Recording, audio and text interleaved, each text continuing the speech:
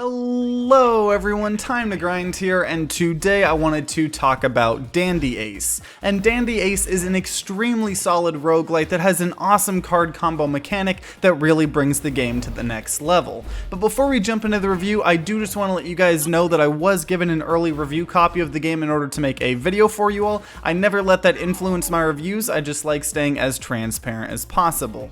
So Dandy Ace is an action roguelite that plays very similarly to Hades or Curse of the Dead Gods, and you have 4 different ability slots in the game that hold different cards you find, and there's a huge variety in these cards, and they're mainly categorized by color. So you have purple cards that tend to be different attack abilities, you have blue cards that tend to be movement abilities, and you have yellow cards that tend to be like crowd control type abilities. And every ability is completely different, and they all have their own cooldowns and everything, and so you use the cards you find as your main abilities to kill enemies in the game. And at first, I'm not gonna lie, I was a little skeptical about the game because the core combat and gameplay tends to be a lot less tight and responsive than games like Hades or Curse of the Dead Gods. However, once I discovered how deep the card mechanics actually went, I was instantly impressed. Because not only do you find cards in the game that you use as your 4 main abilities, but you can also upgrade every single one of your abilities with any other card in the game, allowing you to create a seemingly infinite amount of ability combos.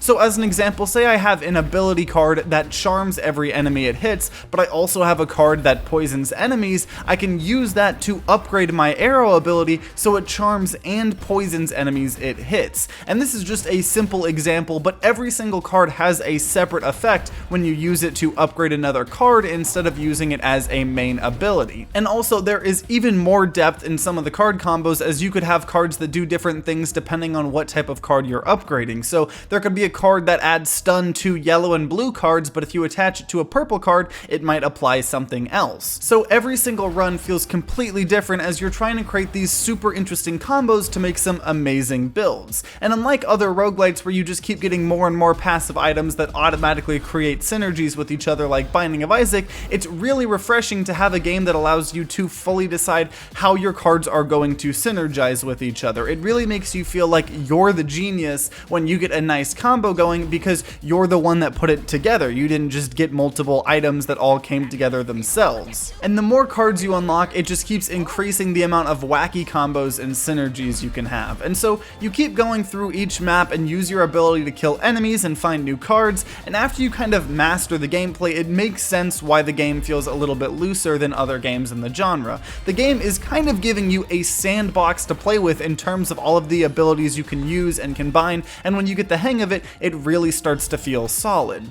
One slight complaint I have with the game is that every time you walk into a new part of the map, it will spawn enemies, but only after you walk in like a certain amount, and so you can't see where they're going to spawn until they actually start spawning. So it led to me just in every area I would walk in to trigger the enemies spawning and then instantly dash back from where I came, just in order to train the enemies and kind of make them easier to kill. I personally prefer when roguelites already have enemies spawned in, so I know how to kind of approach the room and enemies instead of just having to barely trigger the spawning and then running away so I don't get surrounded by a million enemies spawning around me. In between each floor, there's some tents where your assistants are at, where you can also spend shards you get from killing enemies to permanently unlock new cards, abilities, and charms. And the charms, you can equip 1 each time you get to this area until eventually you hit a soft cap around 3. You can refresh the charms you have selected, but it keeps costing more and more money to do so, so you definitely want to pick the charms you want that run, but it gives you a little bit of flexibility, so it's like, okay, well maybe I'm about to go fight a boss, so let me switch out some of my charms to, be more defensive ones or stuff like that. There are also keys you can find that once you find are permanently unlocked that allow you to go into new areas and even new pathways on the map. So there's definitely a lot of permanent progression, so I would 100% consider this game a roguelite.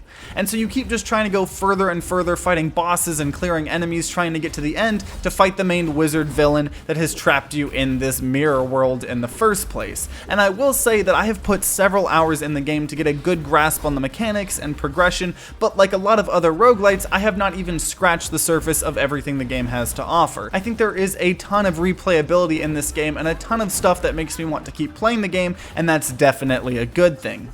Also, the presentation in the game is spectacular. I love the super stylized art style, and all of the characters have full voice acting, which is pretty uncommon for roguelites. I also love the main character you play as, Dandy Ace, as he's like really cocky like all of the time, and it's kind of entertaining. So I think that Dandy Ace is an absolutely solid, fast-paced action roguelite that has an amazing gimmick of the card combo system that makes each run feel completely different. I don't think this game is one of the games that you could put hundreds of hours in, but I truly think that the card system and the highly stylized presentation makes the game more than worth the asking price. So if you guys have played Dandy Ace or just from watching gameplay, I would love to hear your guys' thoughts in the comments down below. And if you enjoy roguelites as much as I do, then consider subscribing and ringing that bell like all the big boy YouTubers say, as I make so many Let's Plays, reviews, and live streams, especially on roguelites. But if you guys are going to be grinding out some games of Dandy Ace, then I wish you luck, and see you all next time.